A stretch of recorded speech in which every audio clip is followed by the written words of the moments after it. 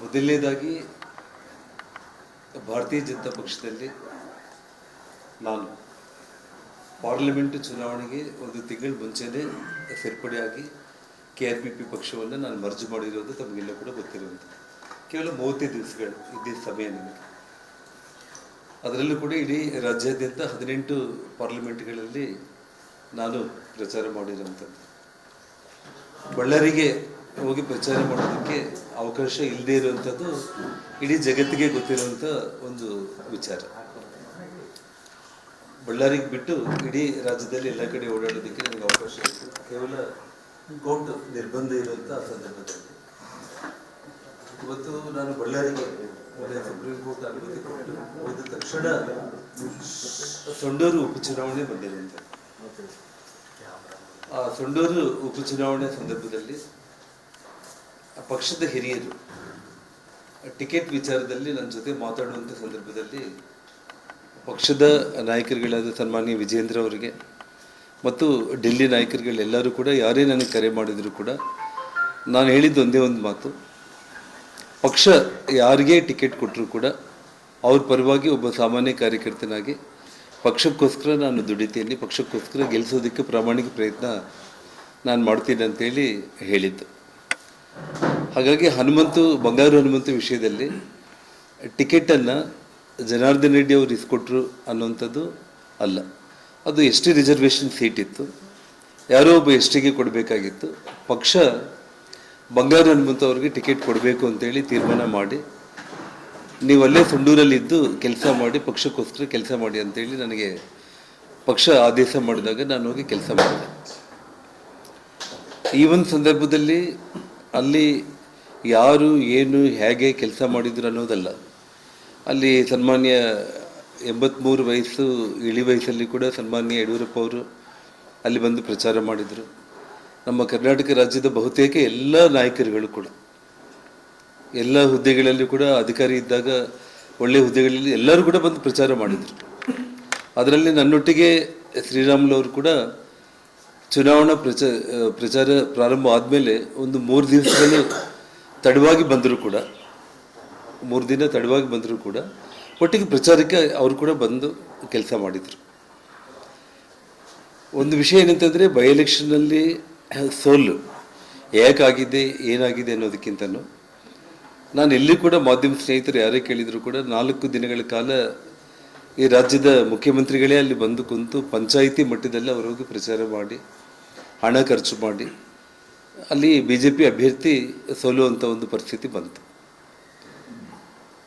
ಇಲ್ಲಿ ಯಾವುದೇ ಒಂದು ವಿಚಾರದಲ್ಲಿ ಕೂಡ ಶ್ರೀರಾಮುಲು ಅವ್ರ ವಿಷಯದಲ್ಲಿ ನಾನು ಯಾವುದೇ ಪಕ್ಷದ ವರಿಷ್ಠರಿಗೆ ಅವ್ರ ಮೇಲೆ ಚಾಡಿ ಹೇಳುವಂಥ ಒಂದು ಅವಶ್ಯಕತೆ ನನಗಿದ್ದಿಲ್ಲ. ನಿನ್ನೆ ಶ್ರೀರಾಮುಲು ಅವರು ಮಾತಾಡ್ತಾ ನಮ್ಮ ಕುಟುಂಬಕ್ಕೆ ಮತ್ತು ನನ್ನ ಬಗ್ಗೆ ಈ ರೀತಿ ಎಲ್ಲ ಕೂಡ ಅವರು ಹೇಳಿ ಯಾಕೆ ಹಿಂಗೆ ಮಾಡ್ತಾ ಇದ್ದಾರೋ ಗೊತ್ತಾಗಲಿಲ್ಲ ಅಂತೇಳಿ ಹೇಳಿದರು.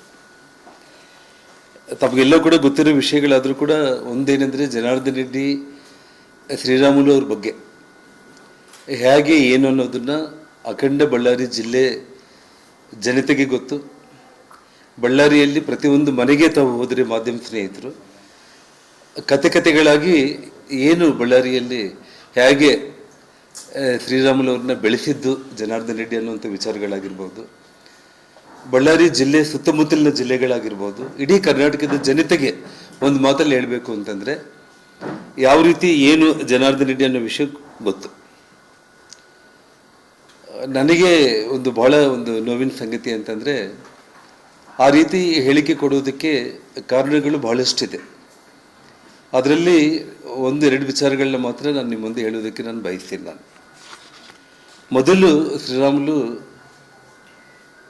ಚಿಕ್ಕ ಹುಡುಗರಿದ್ದಾಗಲಿಂದ ಎಲ್ಲೋ ಹಾದಿ ಬೀದಿಯಲ್ಲಿ ಹೋಗ್ತಾ ನೋಡೋದು ಆಡ್ಕೊಳ್ಳೋದು ಅದು ಬೇರೆ. ಆದರೆ ಸ್ವತಃ ಶ್ರೀರಾಮುಲು ಅವರ ಸೋದರ ಮಾವನ್ನ ರೈಲ್ವೆ ಬಾಬು ಅಂತೇಳಿ ಬಳ್ಳಾರಿಯಲ್ಲಿ ಅವರನ್ನು ಕೊಲೆ ಮಾಡ್ತಾರೆ. ಭಾಳ ಭೀಕರವಾದಂಥ ಕೊಲೆ, ಇಡೀ ಬಾಡಿನೇ ಸಿಗಲಿಲ್ಲ, ಅಷ್ಟು ಪೀಸ್ಗಳು ಮಾಡಿದರು ಆಪೋಸಿಷನ್ ಅವರು. ಇದು 91 ಆ ಪ್ರಾಂತದಲ್ಲಿ ನಡೆದಿರುವಂಥ ಒಂದು ವಿಷಯ. ಆ ಕೊಲೆ ನಡೆದಿರುವಂಥ ಸಮಯದಲ್ಲಿ ನನ್ನ ಶೆಲ್ಟರ್ಗೆ ಪೂರ್ತಿ ಬಂದಿದ್ದು ಶ್ರೀರಾಮುಲು. ಅಂದರೆ ಸುಮಾರು ಅವರು ಹೀಗೆ ನಿಂತ್ಕೊಂಡಿದ್ರೆ 2 ಶೂಗಳಲ್ಲಿ 2 ಚಾಕುಗಳನ್ನು ಇಟ್ಕೊಂಡು 2 ಮುಣಗೈಯಲ್ಲಿ 2 ಚಾಕುಗಳು ಇಟ್ಕೊಂಡು ಬೆನ್ನಿಗೆ ಕೊಡ್ಲಿ ಹಾಕ್ಕೊಂಡ್ಬಿಟ್ಟು ಒಂದು 10-20 ಮಂದಿ ರೌಡಿ ಗುಂಪುಗಳ ಜೊತೆ ಇದ್ದು, ಯಾಕಂದರೆ ತಾನು ಕಾಪಾಡ್ಕೋಬೇಕು. ಅವತ್ತಿನ ಪರಿಸ್ಥಿತಿ ಹೇಗಿತ್ತು ಅಂದರೆ ಅವ್ರ ಸೋದರ ಮಾವನ್ನು ಕೊಲೆ ಮಾಡಿದ ತಕ್ಷಣ 2ನೇ ಟಾರ್ಗೆಟೇ ಶ್ರೀರಾಮುಲು ಆಗಿದ್ದ. ಆ ಸಮಯದಲ್ಲಿ ನನಗೆ ಭಾಳ ಮಂದಿ ಸ್ನೇಹಿತರು, ಅಂದರೆ ನನಗೂ ಶ್ರೀರಾಮುಲ್ಗೂ ಕಾಮನ್ ಫ್ರೆಂಡ್ಸ್ ಏನಿದ್ದಾರೆ, ಹೇಗಾದರೂ ಮಾಡಿ ಶ್ರೀರಾಮುಲನ್ನ ಕಾಪಾಡ್ಕೋಬೇಕು, ಇಲ್ಲಾಂತಂದರೆ ಅವರು ಮುಗಿಸ್ಬಿಡ್ತಾರೆ ಅಂತಂದಾಗ ನಾನು ವ್ಯಾಪಾರ ವ್ಯವಹಾರಗಳಲ್ಲಿ ಇದ್ದರೂ ಕೂಡ ಅವತ್ತು ರಾಜಕೀಯವಾಗಿ ತುಂಬ ಪ್ರಬಲವಾಗಿ ಭಾಳ ಬಲಿಷ್ಠರಾಗಿರುವಂಥ ಒಂದು ಕುಟುಂಬಗಳು, 40 ವರ್ಷ ಬಳ್ಳಾರಿನ ಆಳಿರುವಂಥ ಕುಟುಂಬಗಳ ವಿರುದ್ಧ ಶ್ರೀರಾಮುಲು ಅವ್ರನ್ನ ಜೊತೆಯಲ್ಲಿ ಇಟ್ಕೊಂಡು ನಮ್ಮ ಮನೆಗೆಲ್ಲ ಕೂಡ ವಿರೋಧಿ ಗುಂಪುಗಳೆಲ್ಲ ಕೂಡ ಬಂದು, ನೋಡಮ್ಮ ಒಂದು ಮಾತನ್ನು ಹೇಳ್ತಾ ಇದ್ದೀವಿ, ನಿಮ್ಮ ಮಗ ಯಾರು ಸಹವಾಸ ಮಾಡ್ತಾ ಇದ್ದಾನೆ, ಅವ್ರ ಮಾವನ್ನ ಮುಗಿಸಿದ್ದೀವಿ, ಅವನ್ನ ಕೂಡ ಮುಗಿಸ್ತೇವೆ, ನಿಮ್ಮ ಹುಡುಗರು ಯಾಕೆ ಅವನ್ನ ಜೊತೆಯಲ್ಲಿ ಇಟ್ಕೊಂಡು ಓಡಾಡ್ತಾ ಇದ್ರೆ ಅಂದರೂ ಕೂಡ ನಮ್ಮ ತಾಯಿ ಭಯದಲ್ಲಿ, ಅಂದರೆ ಅವಾಗ ನಾವು ಕೂಡ ಒಂದು ಅಷ್ಟು ದೊಡ್ಡ ಶ್ರೀಮಂತಿಕೆ ಅನ್ನೋದೇನು ಅಲ್ಲ, ಧೈರ್ಯ ಸ್ನೇಹ ಅಷ್ಟೇ. ಅವ್ರಿಗೆ ಏನೋ ಸಮಾಧಾನ ಮಾಡಿ ನಮ್ಮ ತಾಯಿ ಕಳಿಸ್ತಾ ಇದ್ದರು. ಆಮೇಲೆ ನನ್ನ ಜೊತೆ ಮಾತಾಡೋ ಟೈಮ್ನಲ್ಲಿ ಅಲ್ಲಪ್ಪ ಅವರಿಗೆಲ್ಲ ಬಂದು ಹೇಳಿದರು ಏನು ಮಾಡೋಣ ಅಂತಂದರೆ, ಅಮ್ಮ ನೀನು ಹೇಳು ಹೇಗೆ ಮಾಡೋಣ ಅಂದರೆ ನಿಮ್ಮ ಪ್ರಕಾರ ನಾವು ಹೋಗ್ತೀವಿ ಅಂದರೆ, ಬೇಡ ಬಿಡು, ಅಷ್ಟು ಒಳ್ಳೆ ಹುಡುಗ, ಅವನ ಪ್ರಾಣ ಹೋಗುತ್ತೆ ಅಂತಂದರೆ ಏನು ಇವತ್ತು ಇರ್ತೀವಿ ನಾಳೆ ಹೋಗ್ತೀವಿ, ನಾವೇನು 100 ವರ್ಷ 1000 ವರ್ಷ ಬದುಕಲ್ಲ, ಅವನು ನಂಬ್ಕೊಂಡು ಬಂದಿದ್ದಾನೆ, ಅವನ್ನ ಕಾಪಾಡ್ಕೊಂಡು ಹೋಗೋದು ನಿಮ್ಮ ಜವಾಬ್ದಾರಿ, ಏನೇ ಆಗಲಿ ಫೇಸ್ ಮಾಡೋಣ ಬಿಡು ಅಂತೇಳಿ ಅಷ್ಟು ಧೈರ್ಯ ನಮ್ಮ ತಾಯಿಗೆ. ಆ ರೀತಿ ಅವ್ರು ಸಮಾಧಾನ ಮಾಡ್ಕೊಂಡು ನಮಗೆ ಸಮಾಧಾನ ಹೇಳ್ತಾ ಇರುವಂಥ ಸಂದರ್ಭಗಳು.